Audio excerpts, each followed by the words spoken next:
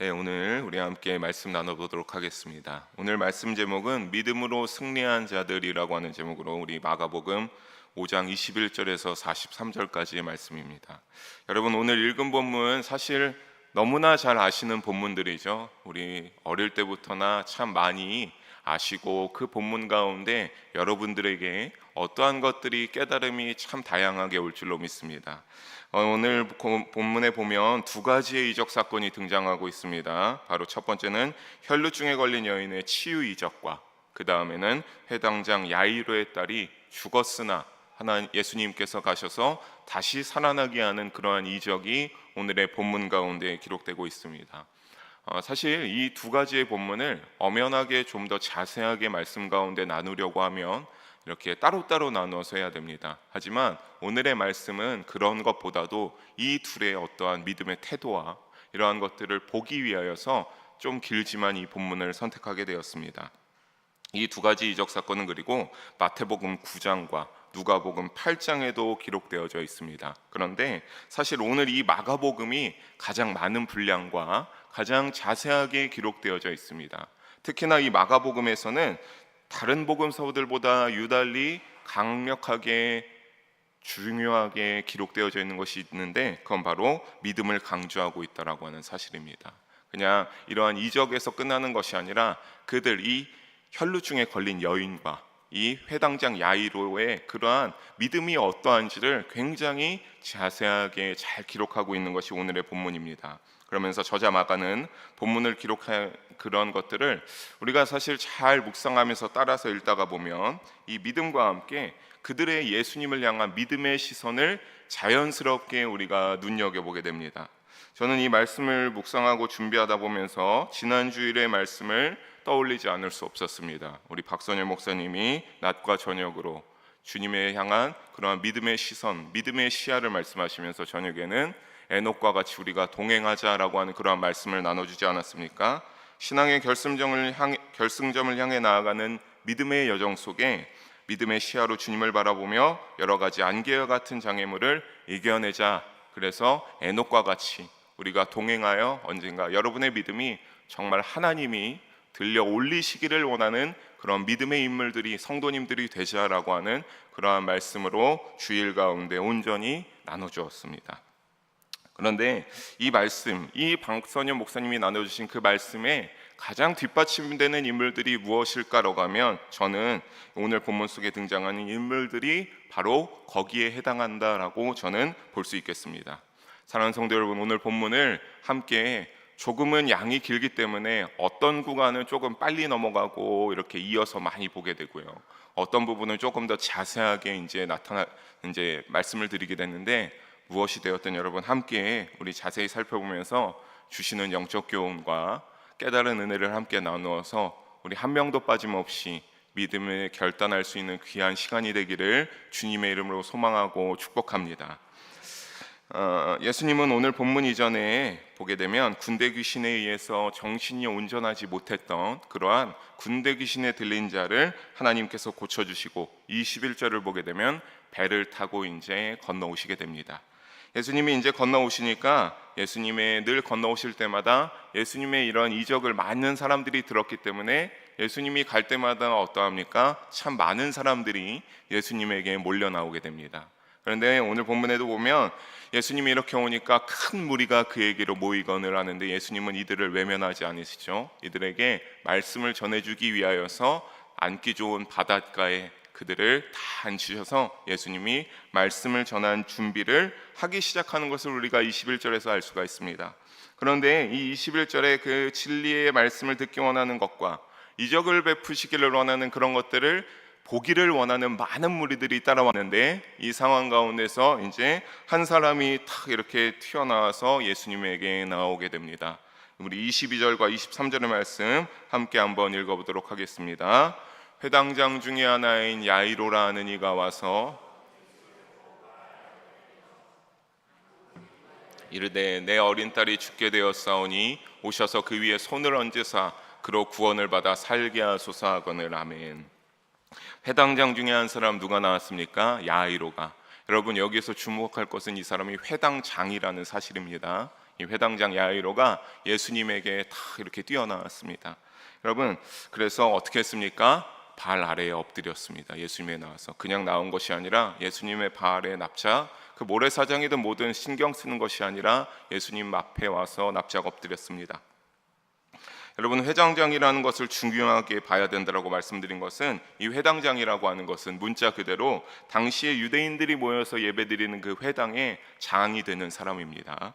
당시에 그래서 이 회당장들은 회당의 모임 또는 예배를 주관하는 사람이었는데, 특히 당시의 회당에는 10명의 관리자들이 평균 있었습니다. 그런데 그 중에서 3명 정도만이, 10명의 이제 회당을 관리하는 사람이 세워지면 그 중에서 한 3명 정도만 이 회당장이라는 타이틀을 달고 어떻게 했냐면 이제 굉장히 높은 그러한 회당장으로서의 직분을 유지할 수 있었습니다. 그래서 당시에 이 회당장이라고 하면 유대인의 사회에서 굉장히 종교적으로나 사회적으로나 어떠한 자였겠습니까? 존경받고 지위가 있는 그러한 사람이 바로 이 야이로였습니다.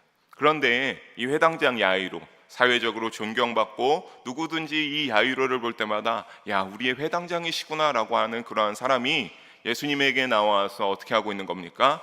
납작 엎드려서 그분의 발 아래 엎드렸다라고 하는 사실, 이거는 참으로 보는 이로 하여금 상당히 놀랄만한 일이었습니다.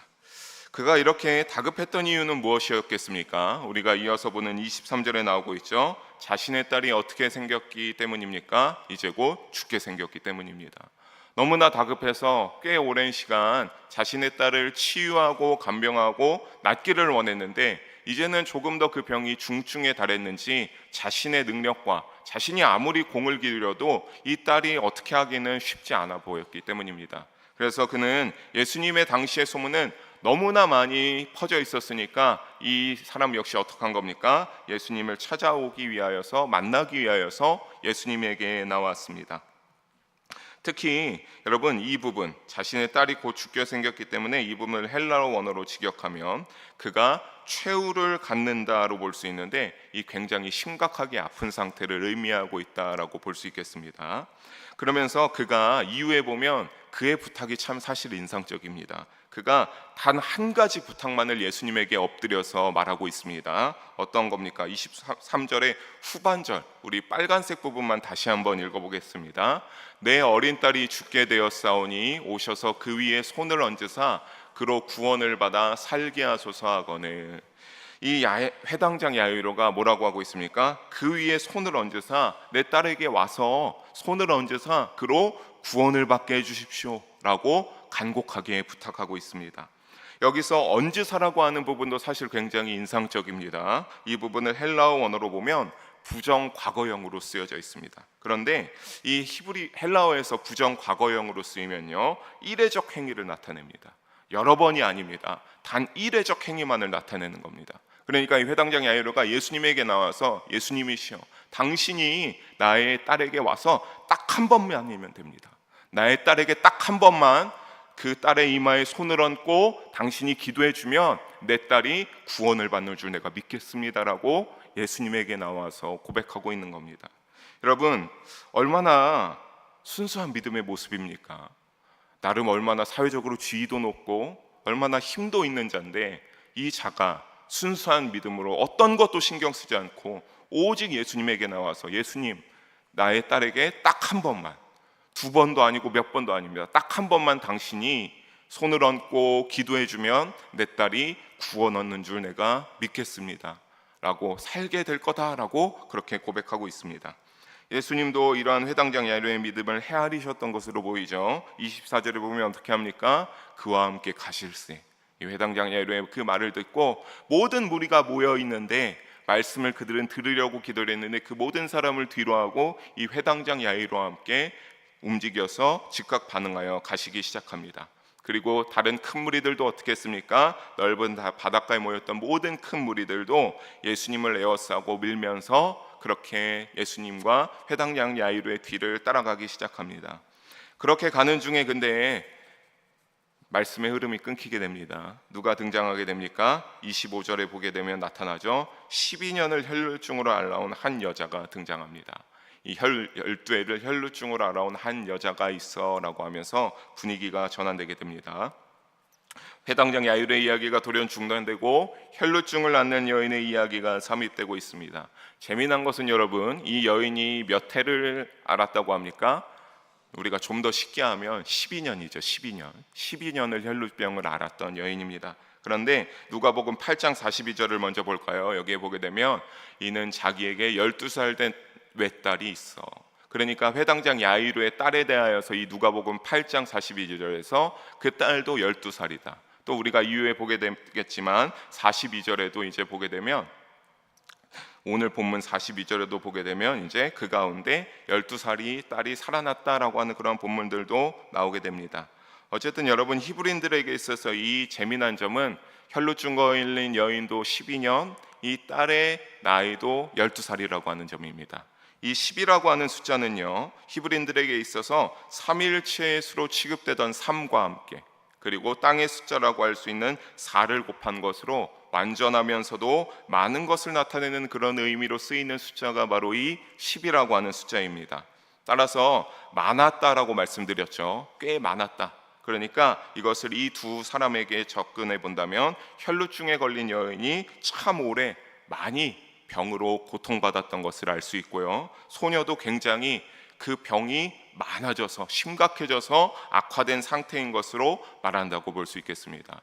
또 거기서 이것을 보지만, 땅의 숫자를 보지만 우리가 하나 빼놓지 못한 것, 뭐가 있었습니까? 완전수 3이었죠. 삼위일체를 의미하는 이후에 예수님께서 치유해 주셔서 그들을 완전하게 낫게 해주신다라고 하는 그러한 의미도 동시에 가지고 있는 것이 바로 이 10이라는 숫자입니다. 자, 그래서 아무튼 혈루증에 걸린 이 여인이 이제 어떠한 삶을 살아왔는가가 이제 이후의 본문 가운데 나타나게 됩니다. 너무나 근데 보면은 고통스러운 삶을 살았습니다. 26절 함께 한번 읽어볼까요? 26절입니다.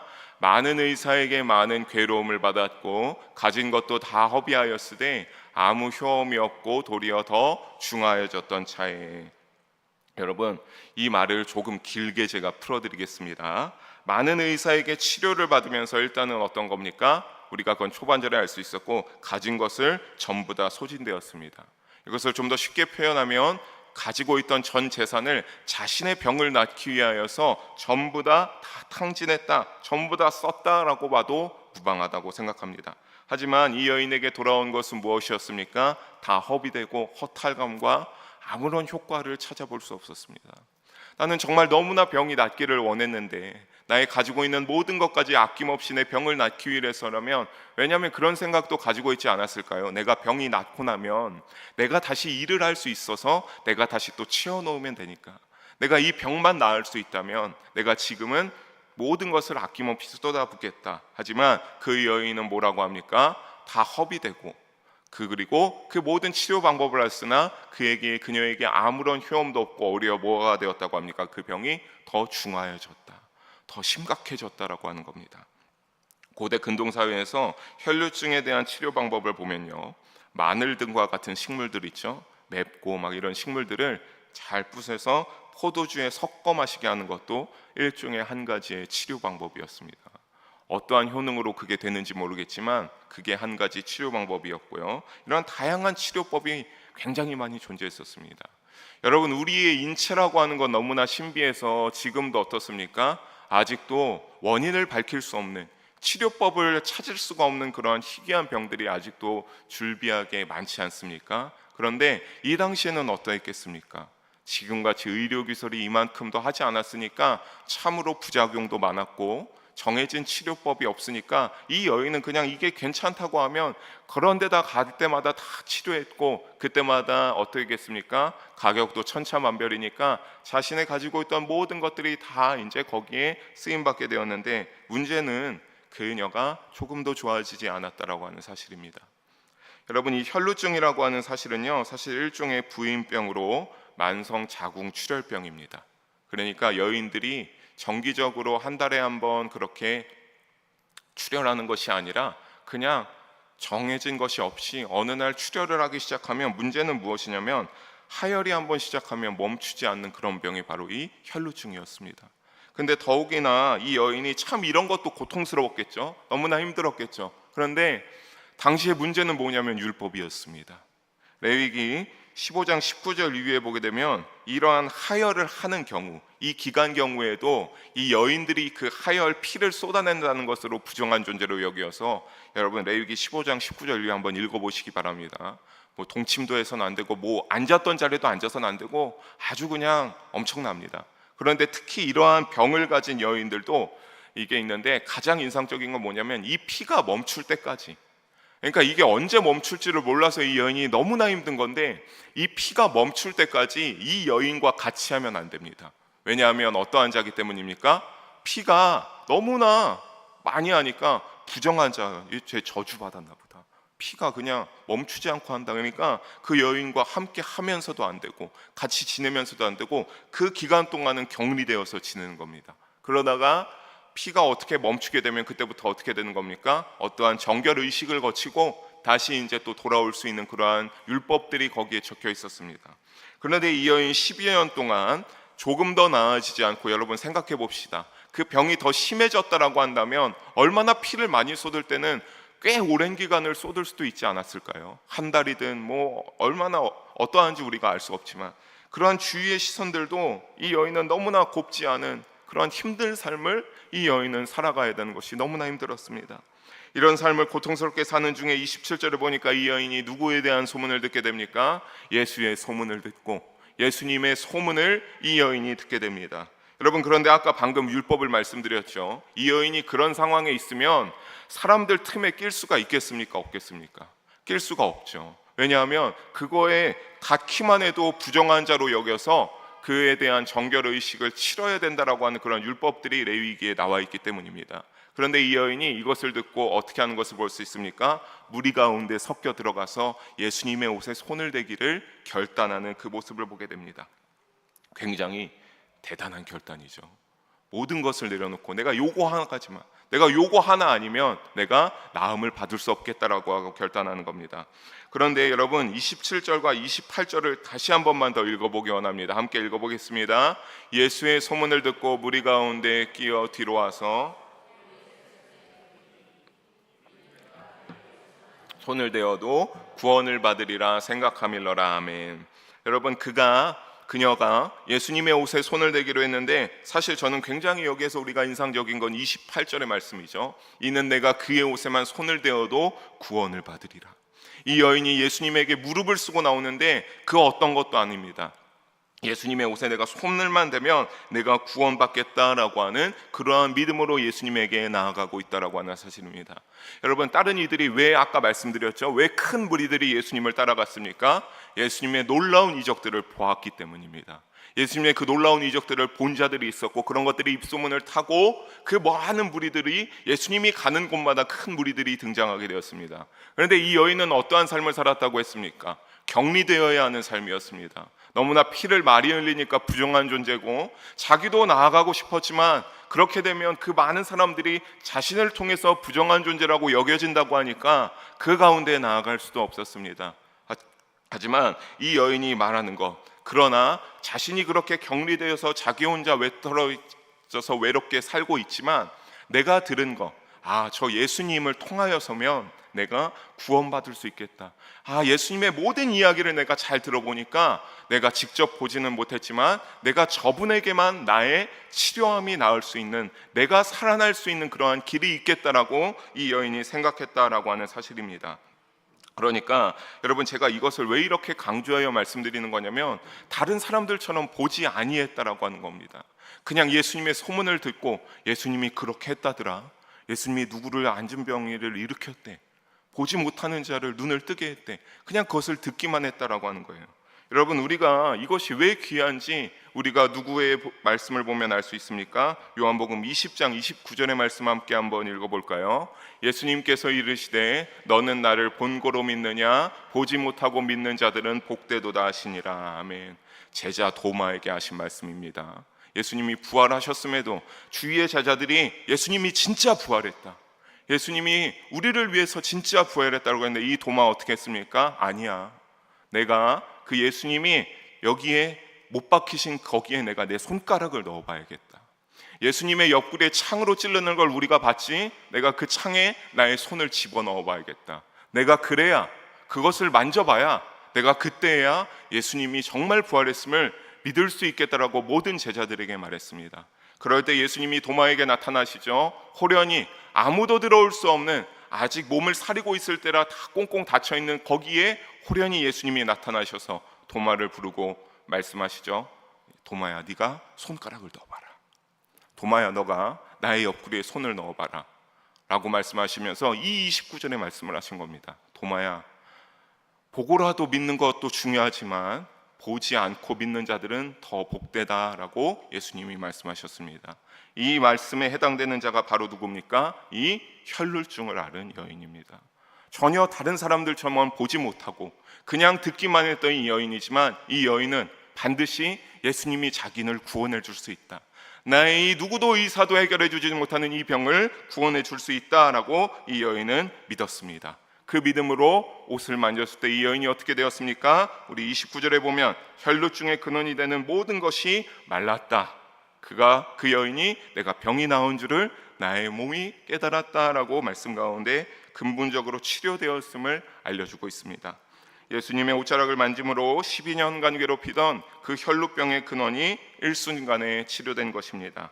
여인이 치유를 받은 후 예수님은 이적이 일어난 것을 아셨죠. 그래서 30절입니다. 함께 읽어보겠습니다. 예수님께서 그 능력이 자기에게서 나간 줄을 누가 내 옷에 손을 대었느냐 하시니, 여러분, 예수님이 이것을 아시었다라고 말씀하십니다. 여러분, 여기에서 말씀드리고 싶은 거, 여기서 만약에 옷을 손에 대었다라고 하는 것만으로 병이 나았는데 예수님이 만약에 이것을 뒤늦게 알았다라고 여러분 생각해 봅시다. 그렇다면 거기에서 두 가지 문제가 발생하게 됩니다. 무엇입니까? 예수님과 상관없이 여인이 나았다는 결론이 나올 수 있습니다. 그냥 이제 손을 대었는데 우연의 일치같이 나았다라는 결론이 나올 수 있고, 또 무엇이 문제가 되냐? 성부 하나님의 아들이신 성자 예수님께서 모든 것을 이미 알고 계시는 그 하나님에게서 물려받은 전지전능하심이 의문이 제기될 수 있다라고 하는 사실입니다. 그런데 여러분, 오늘 말씀에 보면 그 능력이 자기에게서 나간 줄을 곧 스스로 아시고라고 말씀 가운데 예수님이 말씀하고 있습니다. 이 부분을요, 헬라어로 직역하게 되면 그 자신 안에 아시고라고 합니다. 그 자신 안에 아시고. 그러니까 이미 여인이 손을 대러 오는 것부터 어떤 겁니까? 이미 예수님이 알고 계셨다. 네가 손을 댈 건 모든 것을 다 알고 계셨다. 그러니까 어떤 도움도 아니라 이미 모든 상황을 알고 계시는 완전한 예수님이 알을 의미하고 있는 것입니다. 하나님처럼 예수님도 완전하고 초월적인 분이시기 때문입니다. 그래서 31절에 뭐라고 합니까? 누가 손을 대었느냐 물어보시며 32절에 여자를 보려고 둘러보고 있다는 이 본문의 흐름도 충분히 예수님이 전지전능하시다라고 하는 것을 뒷받침해 주고 있습니다. 안 그러면 여인인지 누군지 뒤늦게 알았으면 어떻게 알았겠습니까? 이미 다 알고 계셨던 것이죠. 그렇다면 이제 예수님은 어떻게 합니까? 굳이 이제 이 여인을 찾아내서 33절에 여인을 많은 사람 앞에서 이제 나오게 하고 34절에 뭐라고 합니까? 딸아, 내 믿음이 너를 구원하였으니 평안히 가라라고 선포하고 있습니다. 바로 이제 이렇게 말하는 거. 근데 사실 우리가 굳이 이제 이 여인을 일으켜 세우고 이제 이 여인을 믿음을 선포하게 하고 그러고 나서 네 믿음이 너를 구원하였다, 평안히 가라고 하는 거, 그냥 어디서 이제 빠져나가는지만 알고서 끝날 수 있는데, 여러분, 이것은 바로 그 단순한 믿음이 그녀를 구원해주었음을 예수님께서 참 자신을 따르는 많은 무리에게 일부러 보여주고 싶었던 것입니다. 그냥 그 다른 것도 아니라 그 단순한 믿음, 예수님이면 내가 구원받을 수 있겠다, 예수님이면 나의 병이 나을 수 있겠다라고 하는 그 단순한 믿음이 여인이 가지고 있었다라고 하는 것을 예수님은 일부러 보여주고 있었고 알려주고 싶었던 겁니다. 여러분, 그녀가 생각했던 모든 사실을 직접 고백하지 않았습니까? 그것을 예수님은 듣기 원하시고 그걸 듣고 동시에 믿음을 드러내면서 겉모습과 옷을 만지는 행위가 아니라 34절에 누가 널 구원하였다 합니까? 딸아, 내 믿음이 너를 구원하였다. 네가 옷을 만져서도 아니고 네가 나에게 그 율법을 어기면서 힘들게 나오는 그런 모든 어떠한 그런 행위들도 물론 중요하겠죠. 하지만 예수님이 인정하시는 건 뭡니까? 네 믿음, 그 단순한, 너가 예수님을 만나야만, 내가 예수님에게 나가야만 나의 병이 치유 안 받고 내가 다른 삶을 살 수 있겠다라고 하는 그것을 예수님이 어떻게 하고 싶었던 겁니까? 끄집어내고 싶었던 겁니다. 모든 다른 어떠한 행위들이 아니라 그냥 그 단순한 믿음 하나, 예수님이 그것을 알려주고 싶었습니다. 여러분, 사랑하는 성도 여러분, 로마서 10장 10절에 그래서 보면 이러한 말씀이 있습니다. 함께 읽어보겠습니다. 사람이 마음으로 믿어 의에 이르고, 여러분 이거를 사도 바울이 이렇게 말했습니다. 뭐라고요? 마음으로 믿어서 우리가 믿음이 생기면 의에 이르고, 그 다음에 우리가 입으로 날마다 시인할 때마다 그 사람이 어떻게 되는 겁니까? 구원의 완성에 이르게 되는 겁니다. 사도 바울이 이렇게 말한 것처럼 우리가 이 여인과 같이 주님에 의해 구원에 이르렀음을 여러분 마음 가운데 확신하십니까? 그렇다면 여러분의 믿음의 여정 속에 여러분의 그러한 믿음과 신앙을 여러분도 주님에 의해 내가 이렇게 구원받았습니다, 내가 참 많은 은혜를 받았습니다라고 여러분 여인처럼 고백도 할 수 있기를 주님의 이름으로 권면합니다. 예수님이 이 여인을 찾아 고백을 듣고 구원을 선포하신 것처럼 하나님도 이 로마서 10장 10절의 말씀처럼 무엇을 원하시기 때문입니까? 여러분, 우리의 신앙 고백을 듣기를 원하기를 너무나 바라고 계시기 때문입니다. 사랑하는 성도 여러분, 오늘 이 시간에 이 밤에 말씀의 이후에 우리가 여러분이 기도의 제목을 놓고 기도하며 나아가시지 않습니까? 그때 여러분, 나의 어떠한 많은 문제가 물론 있죠. 여러분 삶에 어려운 문제들 너무나 많으시죠? 남에게 차마 말 못할 문제들도 많이 있지 않습니까? 그런 건 물론 저 하나님 앞에 너무나 간절하게 여러분 이 여인처럼 하나님만, 예수님만 바라보고 기도하기를 축복하고 권면합니다. 그런데 여러분, 그 기도하시면서 나의 이 문제만 놓고 예수님 앞에 해결해 달라고 여러분 매달리고 기도할 것이 아니라 때로는 여러분 범사에 감사하는 자가 되어야 된다고 하지 않았습니까? 여러분, 내가 오늘 이 밤에 주님에게서 구원받은 믿음에서 우러나오는 신앙의 고백도, 하나님 내가 너무나 이러한 것들이 너무나 하나님 감사합니다. 하나님, 내가 지금 삶이 좀 어려운 문제들이 있지만 내가 그래도 이만큼은 아니어서 하나님 앞에 감사합니다라고 여러분 하나님 앞에 신앙의 고백을 마음과 입술을 다하여서 여러분 기도하시기를 주님의 이름으로 소망하며 축복합니다. 혈루증에 걸린 여인의 이야기가 끝나고 다시 회당장 야이로의 이야기가 이어집니다. 35절을 보게 되면 아직 예수님께서 말씀하실 때라고 하고 있습니다. 이거는 뭐하냐면 아직 예수님께서 말씀하시고 있는 이 혈루증 걸린 여인에게 알고 있는 그러한 말씀의 이야기의 도중이라고 하는 사실입니다. 근데 이 이야기 도중에 누가 찾아오게 됩니까? 회당장 야이로의 집에서 사람들이 야이로를 찾아옵니다. 그래서 집으로 가는 중에 벌써 그의 딸 소녀가 어떻게 되었다라고 와서 알려줍니까? 야이로여, 벌써 당신의 딸이 죽었습니다 라고 와서 알려주게 됩니다. 그러면서 그들은 뭐라고 말합니까? 이미 죽었으니 어찌하여 선생을 더 괴롭게 하나이까? 여기서 선생은 예수님을 말합니다. 누구를, 예수님을 뭐하러 더 괴롭히십니까? 이미 딸이 죽어서 끝났습니다 라고 말하고 있는 겁니다. 여러분, 이들은 철저히 인간의 관점입니다. 이 선생이라는 것도 사실 정말로 랍비와 같은 그 선생으로 예수님을 치형해서 헬라어 원어로 보면 부르게 되는데, 이들은 예수님의 이적을 듣고 소식을 들었으나 예수님이 아직 하나님의 아들이다, 어떠한 그러한 믿음의 단계가 아닙니다. 그러니까 이들이 보기에는 이미 딸이 죽었는데 아직 막 아파서 막 정말 시름시름 앓고 있으면, 그때 우리가 예수님의 소식을 들었으니까 그때 예수님이 오면 치료해 줄 수 있겠지 싶은데, 이거는 이미 시름시름 막 위급한 상태에 있다가 딸이 갑자기 숨을 거둬버렸으니까 이들의 생각에는 더 이상 예수님에게 와서 야이로가 이렇게 할 필요가 뭐가 있냐고 하는 겁니다. 굉장히 사실 따지고 보면 예의적인 겁니다. 아니, 이미 딸이 죽었으니까 손 쓸 수가 없으니까 인간적인 상식선에선 맞지 않습니까? 어느 누가, 여러분, 우리가 여기에 있는 모두가 사람이 목숨을 다해서 그 숨이 끊어졌는데 살릴 수 있는 자가 누가 있습니까? 없잖아요. 그런 인식으로 예수님을 더 이상 귀찮게 하지 말고 당신의 딸이 죽었으니까 빨리 집으로 갑시다, 빨리 우리 집으로 가서 당신의 딸의 이제 상을 치러야 됩니다라고 야이로를 찾기 위해 온 겁니다. 사실 상당히 믿음이 연약한 자들이죠. 하지만 예수님은 이러한 얘기를 다 옆에서 들으십니다. 36절에 보게 되면 이 말을 곁에서 들으세요. 이들이 와서 야이로에게 하는 이러한 말들을 모두 듣습니다. 그러고서 회당장에게 예수님이 말씀하십니다. 어떻게 하라고 하는 겁니까? 두려워하지 말라, 믿기만 하라. 야이로야, 너 저 말 듣고 두려워하면 안 된다. 믿기만 해라. 너희의 믿음이 흔들리지 말라고 하는 소리입니다. 어떠한 믿음입니까? 23절에 봤던 믿음이죠. 예수님이여 당신이 와서 손을 얹기만 해도 구원이 일어날 줄을 내가 믿습니다라고 했던 너의 그 믿음, 너 흔들려서는 안 된다라고 예수님이 야이로에게 말하고 있는 겁니다. 그래서 예수님은 이렇게 말하면서 누구를 데려갑니까? 사실 여러분, 여기서 제가 좀 첨언하고 싶은 게 있는데, 여러분 믿음으로 살아가면서 조금 더 담대하기를 하나님께 사모하시기를 주님의 이름으로 축복합니다. 여러분 베드로도 보시면 아시죠? 예수님, 내가 이 무리를 내가 걸을 수 있겠습니까? 당신처럼 내가 무리를 걸을 수 있겠습니까? 예수님이 그래, 너 걸을 수 있어, 걸어와봐. 한 걸음 한 걸음 나오죠.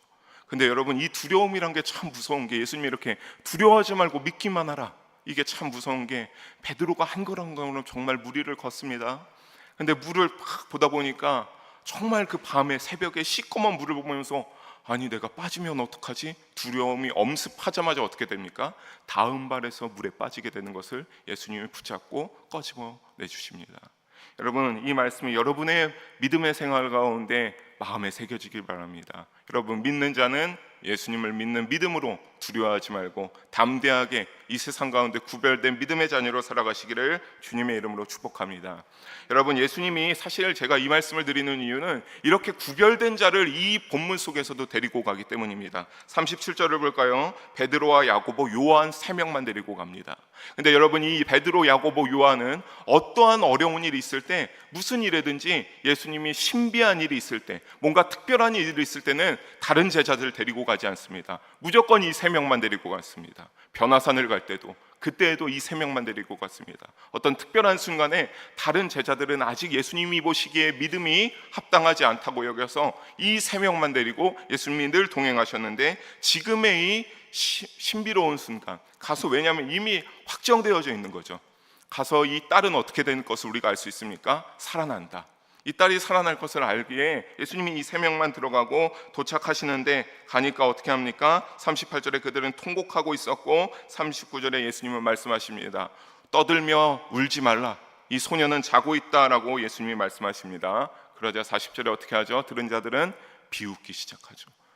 여러분, 이 비웃는 거는 좀 조롱으로 생각하실 수 있는데 좀 그런 조롱이 아닙니다. 정말 이들은 인간적인 관점으로, 아니 이미 애가 죽어서 숨이 거둬졌는데 이 예수라는 사람은 와가지고 한다는 소리가 잔다라고 하고 있는데, 아유, 말도 안 되는 소리 하고 있네, 웃고 있는 거예요, 비웃고 있는 거예요. 그러니까 예수님이 어떻게 하는 겁니까? 당신들 다 나가라, 다 나라고 합니다. 그리고 아까 말씀드렸죠, 믿음이 하나님이 보시기에 그 믿음을 보시고 하나님이 같이 그 딸을 이적을 일으키기 위한 현장에 가지고 데리고 들어가는 자들, 그 믿음이 있던 아비와 어머니, 소녀의 부모님과 이 제자 3명만 데리고 들어가서 예수님이 말씀하시죠. 믿음이 인정된 자들만 데리고 들어가서 거기에서 우리가 너무나 잘 아는 구절이죠. 41절에 소녀야 일어나라 명하시니 그 소녀가 일어나 걸어 나가고, 이것을 42절에 많은 사람들이 보고 놀라고 예수님은 뭐라고 합니까? 43절에 너희가 이것을 말하지 말고 너희에게, 이 소녀에게 먹을 것을 주라라고 하는 걸로 오늘의 본문이 맞춰지게 됩니다. 여러분, 특히 이 소녀에게 먹을 것을 주라고 하시는 것은 왜냐하면 영과 육이 완전히 살아났음을 증거하고 있기 때문에 그런 겁니다. 그냥 단순히 그냥 이러한 인간적인 차원의 것이 아니라 정말 예수님의 차원으로, 얘는 원래 아무 일도 없었다, 얘는 정말로 잠들었다가 그냥 다시 일어난 거다, 그러니까 배고플 거야, 먹을 것을 주라 라고 하는 예수님의 이러한 놀라운 그러한 선포를 우리가 봤습니다. 사랑하는 성도 여러분, 말씀을 정리합니다. 혈루증을 완벽하게 치유받은 여인과 사랑하는 어린 딸이 죽음에서 다시 살아나게 된 회당장 야이로, 이들은 여러분 너무나 우리가 잘 아는 이 본문의 많은 것들을 봤지만, 여러분 이들은 분명한 공통된 소망을 한 가지씩만 딱 가지고 있었습니다. 그것은 무엇입니까? 바로 예수님만이 우리의 어려운 상황들 속에서 문제를 해결해 주시겠다라고 하는 그 믿음의 소망을 이들은 그 하나씩만 가지고 있습니다. 근데 너무나 놀라워서는 그 단순하고 작은 분명한 믿음을 하나님은 어떻게 하셨습니까? 인정하시고 그들의 놀라운 믿음의 결과는 어떻게 했습니까? 그들이 가지고 있는 문제 모든 것들을 극복하고 그 장애물을 넘어 그들이 원하던 소망이 이루어지는 믿음의 승리하는 결과를 그들이 맞이하게 되었습니다. 여러분, 우리가 사실 그들의 여정을 쫙 봤지만 사실 그들이 얼마나 그 소망을 놓칠 위기가 많았습니까? 이 여인이 사실 그 무리에 가서 예수님의 옷자락을 한번 만지기 위하여서 그것을 비집고 나아가는 그거 사실 굉장히 고난하고 참 힘든 선택으로 할 수 있는 일입니다. 또 이 회당장 야이로 아마 막 이제 정말 숨이 헷가닥 가는데 예수님에게 가겠다라고 하는 것 주위에서 이런 말도 할 수 있겠죠. 당신의 딸이 이런 상황인데 무슨 지금 어떻게 될지 모르는데 예수님을 향하여 나아가냐, 무슨 소리냐라고 하는 그러한 소리를 들으면서도 예수님에게 회당장은 야이로는 나왔을 수도 있습니다. 어쨌든 근데 중요한 건 무엇입니까? 그들은요 예수님을 향한 시선을, 믿음의 시선을 절대로 잃지 않았습니다.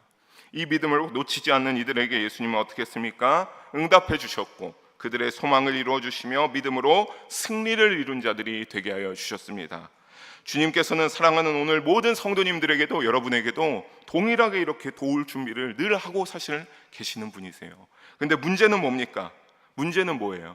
여러분, 사실 이사야 선지자에게도 이사야 41장 10절에 하나님이 뭐라고 말씀하셨습니까? 내가 너를 친히 도와주겠다, 나의 의로운 손으로 내가 너를 붙들어 주겠다라고 하나님이 말씀하시지 않으셨습니까? 이 말씀도 오늘 우리에게, 여러분에게 해당되는 말씀인 줄로 저는 믿어 의심치 않습니다. 근데 문제는 뭡니까?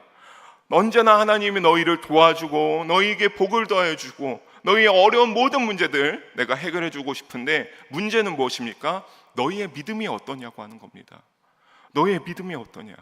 하나님이 들어주기 위해면 너희의 믿음이 그 정도가 되는 믿음에 합당한 수준의 요구가 되어야 되는데, 너희가 과연 그렇게 이 혈루증 걸린 여인처럼, 이 회당장 여인처럼 지극히 다른 복잡하고 고귀한 것이 아니라 그냥 단순하게 우리가 예수님에게 나아가면 이 문제가 해결함 받는다, 예수님이 나를 도와주신다라고 하는 이 믿음이 과연 우리에게 있는가를 여러분 잘 생각해 보시기를 바랍니다. 여러분, 예수님께서는 마태복음 17장 20절에 이와 같이 말씀하셨습니다. 우리 함께 읽어보도록 하겠습니다. 이르시되 너희 믿음이 작은 까닭이니라. 만일 너희에게 믿음이 겨자씨 한 알만큼만 있어도 이 산을 명하여 여기서 저기로 옮겨지라면 옮겨질 것이요 또 너희가 못할 것이 없으리라. 여러분, 이 말씀에 따라 여러분의 믿음이 겨자씨 한 알만 할지라도 예수님이 보시기에, 주님이 보시기에 분명하고도 확고한 믿음이면 어떻게 된다라고 하는 겁니까? 우리가 산을 옮길 수 있고 여러분의 모든 어려운 문제들이 해결함 받을 수 있다라고 예수님이 말씀하고 있기 때문입니다. 여러분이 겨자씨만큼 여러분이 보시기에 작은 믿음일지라도 저는 여러분에게 간절히 부탁드립니다. 여러분의 믿음이 분명하고도 확실한 믿음이 되기를 주님의 이름으로 부탁드리겠습니다. 그래서 주님을 향하여 혈루병 걸린 여인처럼, 회당장 야이로처럼 확고한 믿음을 지니시기를 바랍니다. 하나님은 언제나 여러분을 도울 준비를 하고 계십니다. 하지만 늘 우리의 머리가 복잡한 것뿐이죠. 여러분이 놓치지 말아야 될 것들이 너무나 많이 있죠. 여러분, 제가 시간이 많이 지났지만 마지막 한 가지로 말하면서 마치기로 하는데, 참 제가 여기에 부임하기 5년 전에 참 작은 교회에서 할 때 참 어느 날 우리 아내에게도 말하지 못했지만 저희 어머니가 그런 말을 했습니다. 아니, 그런 교회에 있으면서 네가 어떻게 먹고 살고 네가 어떻게 애들을 키우려고 하냐. 그때 제가 참 뭣도 모르고 진척을 했습니다. 아니, 그걸 왜 엄마가 신경 씁니까?